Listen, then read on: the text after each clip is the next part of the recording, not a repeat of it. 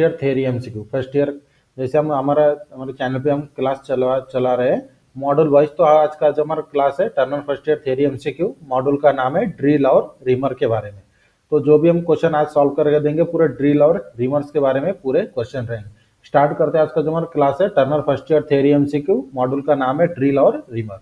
पहला क्वेश्चन है which factor decided the point angle of drill, मतलब ड्रिल का एंगल कौन से फैक्टर पे डिपेंड करता है, यही क्वेश्चन में पूछा गया है कि कौन सा कारण एक ड्रिल का पॉइंट एंगल तय करता है। तो इसके लिए पहला ऑप्शन है मटेरियल ऑफ द ड्रिल, मतलब ड्रिल के मटेरियल के अनुसार, दूसरा ड्रिल के डायमीटर के अनुसार, तीसरा जिस मटेरियल के ऊपर हमें ड्रिलिंग करना है उस मटेरियल के अनुसार, या फिर चौथा types of the drill machine, मतलब ड्रिल मशीन के अनुसार।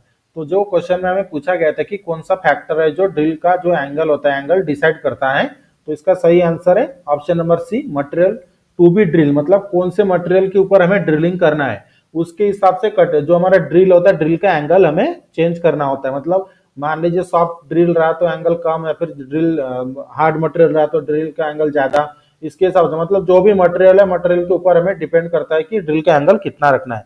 इसका स्टैंडर्ड चार्ट भी आता है।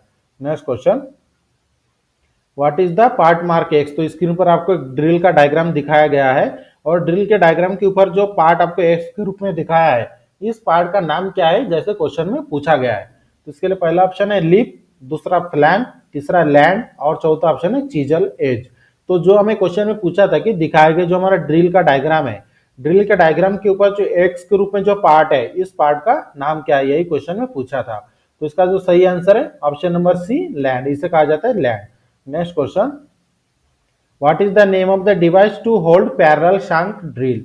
जो हमारा पैरेलल शांक वाले जो ड्रिल होते हैं, जैसे ड्रिल के शांक के हिसाब से दो टाइप के ड्रिल होते हैं, एक पैरेलल शांक दूसरा टेपर शांक वाले। तो जो हमें क्वेश्चन में पूछा गया कि पैरेलल शांक वाले ड्रिल को पकड़ने के लिए कौन से उपकरण का उपयोग किया जाता है, कौन से डिवाइस का उपयोग करते हैं, उसका नाम क्या है। तो उसके लिए पहला ऑप्शन है सॉकेट, दूसरा ड्रिल चक, तीसरा फोरजा चक, चौथा है टेपर स्लीव।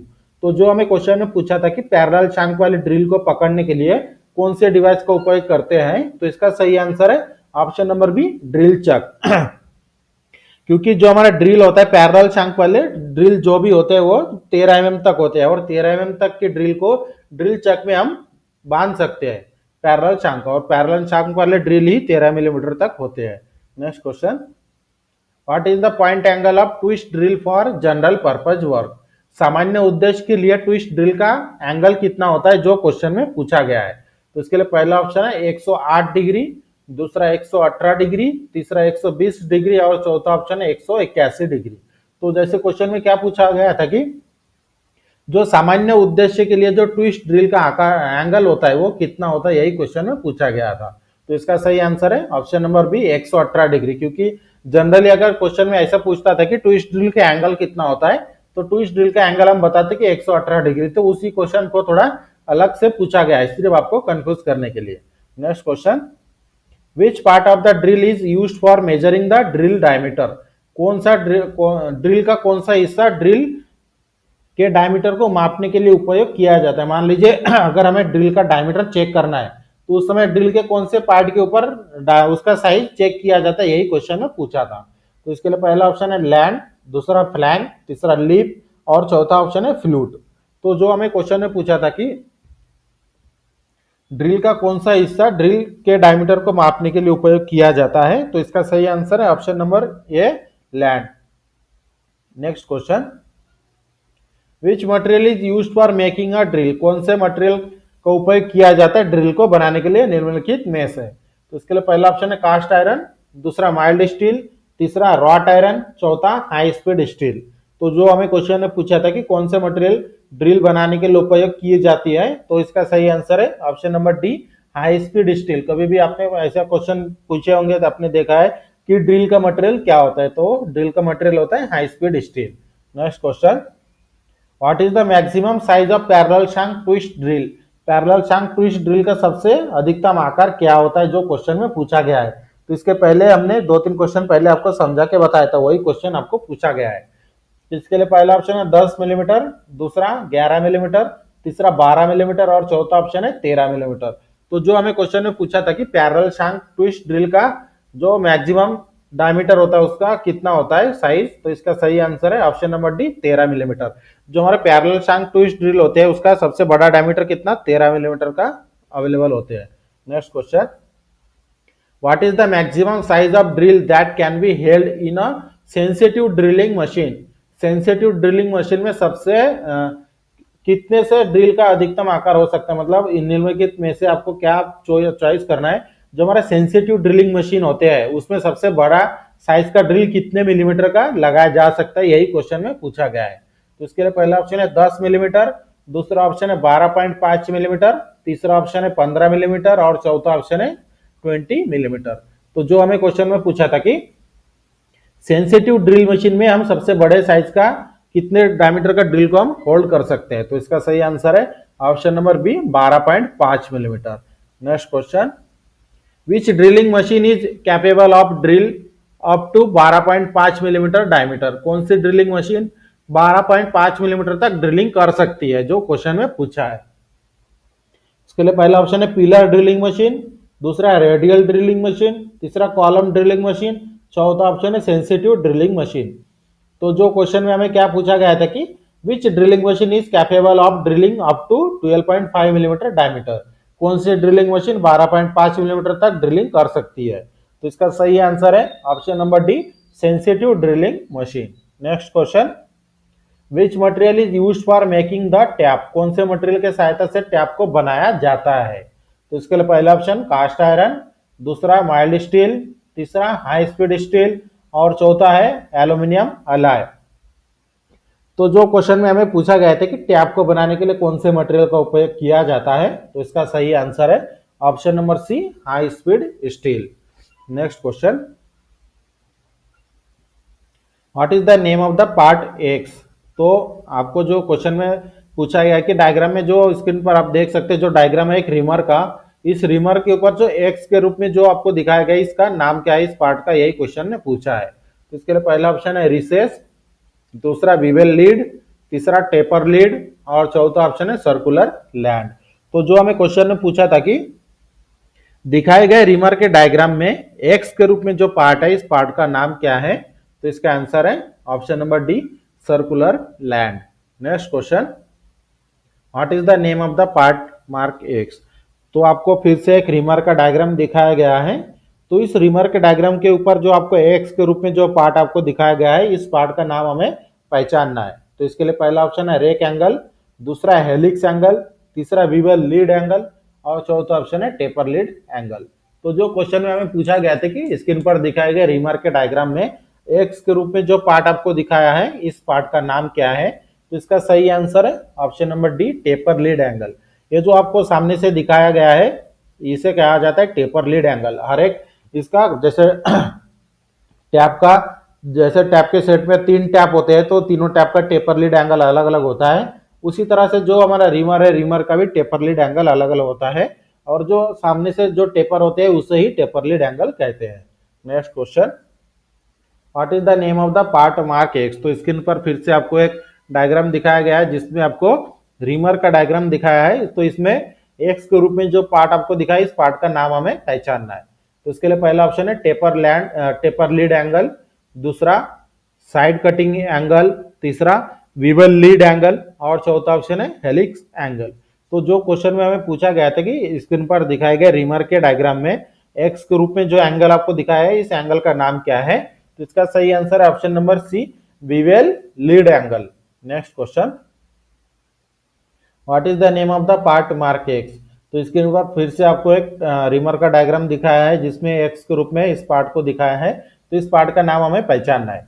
तो इसके लिए पहला ऑप्शन है विवेल लीड, दूसरा टेपर लीड, तीसरा लेंथ ऑफ स्क्वायर, चौथा ऑप्शन है विवेल लीड लेंथ। तो जो हमें क्वेश्चन में पूछा था कि स्क्रीन पर दिखाया गया है जो एक्स के रूप में पार्ट है उस पार्ट का नाम क्या है, तो इसका आंसर है option number B taper lead. तो इसके पहले भी आपको यही क्वेश्चन पूछा गया था लेकिन एंगल अलग तरीके से दिखाया था, इसमें एंगल आपको अलग तरीके से दिखाया गया लेकिन है वही part. Next question, which portion of the reamer is reduce in diameter below the cutting edge. Cutting edge के नीचे रिमर का कौन सा भाग डायमीटर में कम हो जाता है, जैसे क्वेश्चन में पूछा गया है। तो इसके लिए पहला ऑप्शन है बॉडी, दूसरा है रिसेस, तीसरा शांक और चौथा ऑप्शन है बीवेल लीड। तो जो हमें क्वेश्चन में क्या पूछा गया था कि कटिंग एज के नीचे रीमर का कौन सा भाग है जो डायमीटर में कम हो जाता है, तो इसका सही आंसर है option number B, recess. Next question, what is the name of the lubrication method. तो आपको स्क्रीन पर एक लुब्रिकेशन मेथड का डायग्राम दिखाया गया है, तो इसका नाम हमें पहचानना कि ये कौन से टाइप का लुब्रिकेशन मेथड है। तो इसके लिए पहला ऑप्शन है ऑयल पंप, दूसरा फोर्स फीड, तीसरा ग्रेविटी फीड और चौथा स्प्लैश लुब्रिकेशन। तो जो हमें क्वेश्चन में पूछा गया था कि स्क्रीन पर दिखाए गए जो लुब्रिकेशन मेथड है, लुब्रिकेशन मेथड का नाम क्या है, तो इसका सही आंसर है option number D, splash lubrication. Splash lubrication किस तरह से पहचानना है कि स्प्लैश लुब्रिकेशन में सबसे पहले आपको यह पता होना चाहिए कि कौन कौन से मेथड आते हैं स्प्लैश लुब्रिकेशन में, कौन कौन सा, जैसे रिंग लुब्रिकेटर आता है और दूसरा भी आता है, जैसे ये हमारा रिंग लुब्रिकेटर है। ये जो आपको रिंग दिखाई दे रहा है ये रिंग होता है और नीचे ऑयल होता है। जब ये रोटेट होता है तो ये रिंग के सहायता से ऊपर में ऑयलिंग किया जाता है। Next question, what is the name of the lubrication. तो यहाँ पर आपको एक डायग्राम दिखाया गया है लुब्रिकेशन का, इसका नाम हमें पहचानना है कि इसका नाम क्या है। तो इसके लिए पहला ऑप्शन है ऑयल पंप मेथड, दूसरा वीक फीड मेथड, तीसरा फोर्स फीड सिस्टम और चौथा स्प्लैश लुब्रिकेशन सिस्टम। तो जो हमें क्वेश्चन में पूछा था कि इसके ऊपर दिखाए गए लुब्रिकेशन का नाम क्या है, तो इसका सही आंसर है option number B, wick feed method. ये हमारा होता है वीक फीड मेथड, इसका सही नाम है ऑयल पंप है ये, लेकिन ये लुब्रिकेशन सिस्टम जो हमारा होता है लुब्रिकेशन का, तो ये हमारा वीक फीड मेथड में आता है। Next question, what is the name of the lubrication. तो स्क्रीन पर आपको एक लुब्रिकेशन का नाम दिखाया गया है, तो इसका हमें पहचानना है कि ये कौन से टाइप का, ये इसे क्या कहते हैं। तो इसके लिए पहला ऑप्शन है ऑयल कप, दूसरा वीक फीड, तीसरा स्प्लैश लुब्रिकेशन और चौथा मैनुअल स्क्रू डाउन ग्रीसर। तो जो हमें क्वेश्चन में पूछा था कि what is the name of the lubrication, इस लुब्रिकेशन का नाम क्या है, तो इसका जो सही आंसर है ऑप्शन नंबर ये ऑयल कप। ये जो आपको दिखाई दे रहा है ये ऑयल कप है जो मशीन के ज्यादातर गियर वर्क्स वगैरह के ऊपर लगा होता है। Next question, what is the name of the lubricator. ये लुब्रिकेटर का नाम क्या है जो आपको स्क्रीन पर दिखाया गया है। तो इसके लिए पहला ऑप्शन है ऑयल कप, ऑयल कैन, दूसरा ग्रीस गन, तीसरा ग्रीस कप और चौथा ऑप्शन है staffer screw down greaser.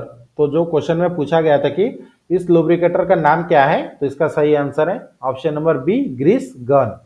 Next question, what is the name of the lubricating system. तो आपको एक लुब्रिकेटिंग सिस्टम का डायग्राम दिखाया गया है, तो इस लुब्रिकेशन सिस्टम का नाम हमें पहचानना है कि इसका नाम क्या है। तो इसके लिए पहला ऑप्शन है हैंड प्रेशर फीड, दूसरा ग्रेविटी फीड, तीसरा स्प्लैश मेथड, चौथा पावर प्रेशर फीड। तो जो हमें क्वेश्चन में पूछा था कि लुब्रिकेटिंग सिस्टम का नाम क्या है, तो इसका सही नाम है ऑप्शन नंबर ए, हैंड प्रेशर फीड। ये जो आपको दिखाई दे रहा है ये एक हैंडल होता है, इससे जब हम प्रेस करते हैं तो इसके सहायता से प्रेस करने के बाद बाकी के प्रेशर से ही ये लुब्रिकेशन होता है। Next question, which coolant oil is not diluted, मतलब कौन सा कूलेंट ऑयल पतला नहीं होता है। तो इसके लिए पहला ऑप्शन ब्लेंडेड ऑयल, दूसरा फैटी ऑयल, तीसरा स्ट्रेट मिनरल ऑयल, चौथा सॉल्यूबल ऑयल। तो जो हमें क्वेश्चन में पूछा था कि कौन सा कूलेंट ऑयल पतला नहीं होता है, तो इसका आंसर है option number C, straight mineral oil. Next question, which types of drill is used for brass. पीतल की ड्रिलिंग के लिए किस प्रकार की ड्रिल का उपयोग किया जाता है, जो क्वेश्चन में पूछा गया है। तो इसके लिए पहला ऑप्शन है क्विक हेलिक्स, दूसरा स्लो हेलिक्स, तीसरा स्टैंडर्ड हेलिक्स और चौथा ऑप्शन है स्ट्रेट हेलिक्स। तो जो हमें क्वेश्चन में पूछा था कि पीतल की ड्रिलिंग के लिए किस प्रकार की ड्रिल का उपयोग किया जाता है, तो इसका आंसर है option number B, slow helix. Next question है which part of the drilling machine help for the protection of the operator. Drilling machine का कौन सा भाग ऑपरेटर की सुरक्षा में मदद करता है। तो इसके लिए पहला ऑप्शन है आधार, दूसरा स्विच, तीसरा बेल्ट गार्ड और चौथा डेप्थ गेज एंड स्टॉप। तो जो हमें क्वेश्चन में पूछा था कि ड्रिल मशीन का कौन सा भाग ऑपरेटर की सुरक्षा में मदद करता है, मतलब ड्रिलिंग मशीन में हम ड्रिलिंग करते समय ड्रिलिंग मशीन का कौन सा पार्ट है जो ऑपरेटर को सुरक्षित करता है, तो इसका सही आंसर है option number B belt guard. Belt guard जो होता है जिससे ऊपर में पुल्ली लगे होते हैं, पुल्ली के ऊपर बेल्ट लगा होता है, कंटिन्यू रोटेट करता है, तो उसके ऊपर जो गार्ड होता है तो हमें प्रोटेक्ट करता है। Next question, which drilling machine is use for light duty work. Light duty work के लिए किस ड्रिलिंग मशीन का उपयोग किया जाता है? तो उसके लिए पहला ऑप्शन है पिलर ड्रिलिंग मशीन, दूसरा रेडियल ड्रिलिंग मशीन, तीसरा कॉलम ड्रिलिंग मशीन, चौथा सेंसिटिव ड्रिलिंग मशीन। तो जो हमें क्वेश्चन में पूछा था कि कौन से ड्रिलिंग मशीन का उपयोग लाइट ड्यूटी वर्क के लिए किया जाता है, तो इसका सही आंसर है option number D sensitive drilling machine. Next question, what is the purpose of reducing speed by 3/4 of turning while rhyming. तो जो क्वेश्चन में क्या पूछा गया था कि रिमिंग करते समय गति को 3/4 टर्निंग से कम करने का उद्देश्य क्या है। मतलब जो टर्निंग करते समय जो स्पीड हम रखते हैं उससे 3/4 स्पीड कम किया जाता है रिमिंग करते समय, तो इसका उद्देश्य क्या है? तो इसके लिए पहला ऑप्शन है टू गेट मैक्स फिनिश, मतलब अधिकतम फिनिश प्राप्त करने के लिए, दूसरा avoid breakage of the tool, मतलब टूल को टूटने से बचने के लिए, तीसरा ऑप्शन है टू रेड्यूस मैक्स मटेरियल, मतलब अधिकतम मटेरियल को कम करने के लिए, और चौथा ऑप्शन है to give less depth of cut, मतलब कट की गहराई कम देने के लिए। तो जो क्वेश्चन में हमें पूछा था कि रिमिंग करते समय हम गति को टर्निंग गति से 3/4 कम करते हैं, तो इसका उद्देश्य क्या है? तो इसका सही आंसर है option number be avoid breakage of the tool, मतलब जो हम रिमिंग करते समय रिमर यूज करते हैं उसे टूटने से बचाने के लिए हम टर्निंग करते समय जो स्पीड रखते हैं उससे 3/4 स्पीड कम रखते हैं। Next question, which tool is rotated in a clockwise direction both when cutting and when withdrawing. जो क्वेश्चन में हमें पूछा गया था कि कौन सा टूल काटते समय और निकालते समय क्लॉकवाइज डायरेक्शन में ही घुमाया जाता है। मतलब मान लीजिए अगर जो कोई भी हम ऑपरेशन कर रहे हैं तो उस समय अगर हमें जैसे मान लीजिए हम ड्रिलिंग कर रहे हैं तो ड्रिलिंग करते समय वो क्लॉकवाइज डायरेक्शन में घूमता है, और उस ड्रिलिंग होने के बाद जब हम ड्रिल को ऊपर निकालते हैं तभी भी वो क्लॉकवाइज डायरेक्शन में घूमेगा। यही क्वेश्चन में पूछा गया कि कौन सा टूल काटते समय और निकालते समय क्लॉकवाइज डायरेक्शन में ही घुमाया जाता है। तो इसके लिए पहला ऑप्शन है डाई, दूसरा फाइल, तीसरा रिमर और चौथा हैंड कैप। तो जो हमें क्वेश्चन में पूछा था कौन सा टूल काटते समय और निकालते समय क्लॉकवाइज डायरेक्शन में घुमाया जाता है, तो इसका सही आंसर है option number C reamer. Reamer के सहायता से जब भी हम रिमिंग करते हैं तो जब रिमिंग हो जाता है या फिर हमें बीच में निकालना होता है तो आपको क्लॉकवाइज डायरेक्शन में ही घुमाकर निकालना होता है। Next question, what is the purpose of the square portion provided on the shank of the reamer.